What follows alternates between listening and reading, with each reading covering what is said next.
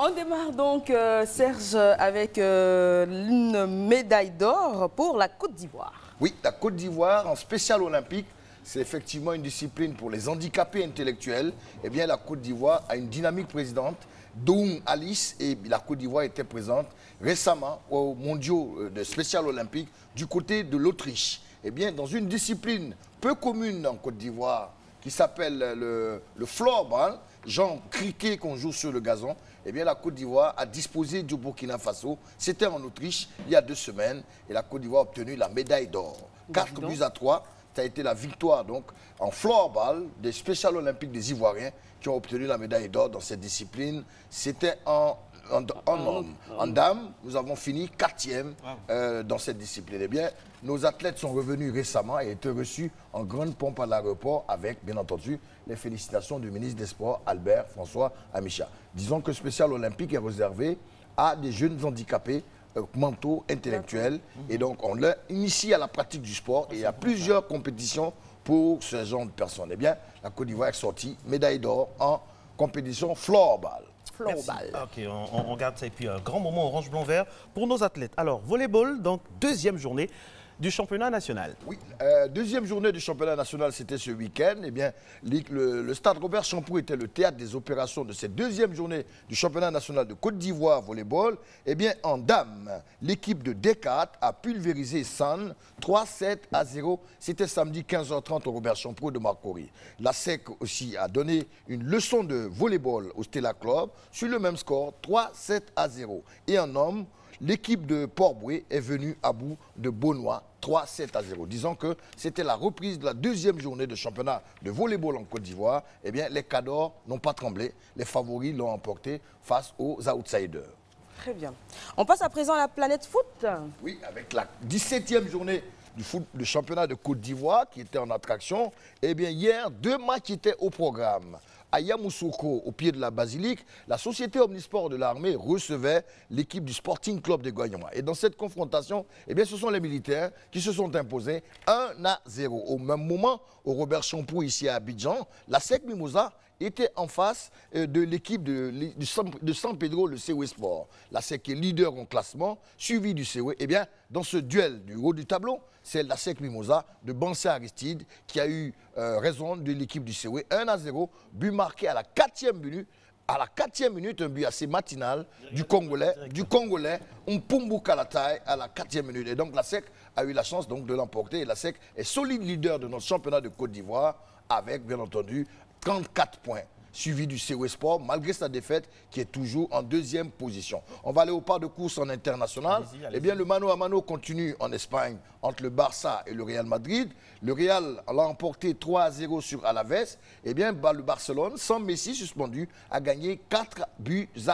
Ainsi donc, le Real a toujours 2 points d'avance sur l'équipe de Barcelone. 68 pour le Real, 66 avec un match en retard pour l'équipe du Real Madrid. Mais en France, c'était la 23e édition de la Coupe de la Ligue. Eh bien, le Paris Saint-Germain s'est imposé 4-1 sur Monaco de Thiemoué Bakayoko, le jeune d'origine ivoirienne qui fait la polémique en ce moment.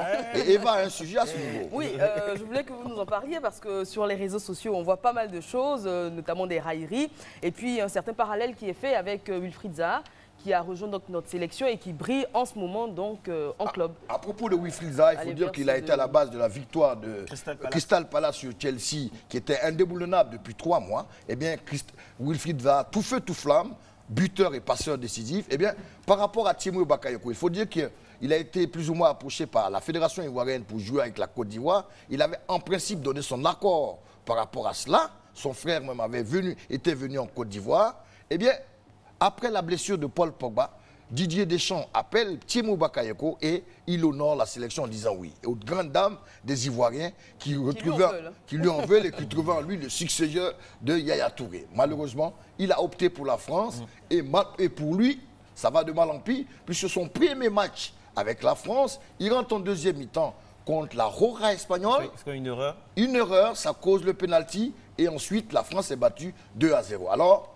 On trouve en Thierry Bakayoko ça note ton équipe 3 sur 10. 3 sur 10 et le porte-malheur de l'équipe de France dans cette confrontation. 4 jours plus tard, Monaco joue une Coupe de la Ligue, il est aligné et il perd. Donc quand tu vois, c'est une semaine noire pour le jeune Thierry Bakayoko qui a refusé la sélection ivoirienne, qui a pris l'option pour la France, tandis que Zaha, qui a joué avec la Côte d'Ivoire, qui a marqué un but super contre la Russie, où la Côte d'Ivoire l'a emporté 2-0, a permis à son club hier, Crystal Palace, de gagner Chelsea 2-1, buteur et passeur décisif. Serge Dacoury, il y a de nombreux cas comme ça, hein, notamment Maxwell Cornet, qui est à Lyon. Il est d'origine. Où est-ce qu'on en est avec lui? Écoutez, la fédération approche ses parents pour voir de quelle manière il peut. Parce que lui, il a joué en sélection junior, donc il n'a pas encore joué en sélection senior. Donc il est possible de le prendre, tout comme un autre qui s'appelle Jérémy Boga, qui est un joueur qui appartient à Chelsea, d'origine ivoirienne, né à Marseille et aujourd'hui prêté à Grenade. Il a joué hier contre Barcelone, il a marqué un but, il est d'origine ivoirienne, né en France. Eh bien, il y a un certain nombre de joueurs comme ça, ils sont au moins une dizaine, que nous approchons pour voir comment renforcer la sélection ivoirienne. Parce que les Congolais le font. Les Congolais ont fait venir plus de 8 joueurs. Le Maroc, on les appelle des binationaux. Et donc la Côte d'Ivoire, des binationaux. Ça peut prêter à confusion. Bon, écoutez, des binationaux. Donc, donc effectivement, dans la perspective de reconstruire notre équipe nationale avec un nouveau sélectionneur, ces binationaux sont donc approchés. Wilfried Zaha a répondu présent. Il y a d'autres qui sont